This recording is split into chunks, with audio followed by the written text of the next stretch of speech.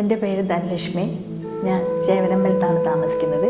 എനിക്ക് എൻ്റെ left hand ഷോൾഡറിന് വേദന ആയിട്ടാണ് കുറച്ച് കാലമായി തുടങ്ങിയിട്ട്.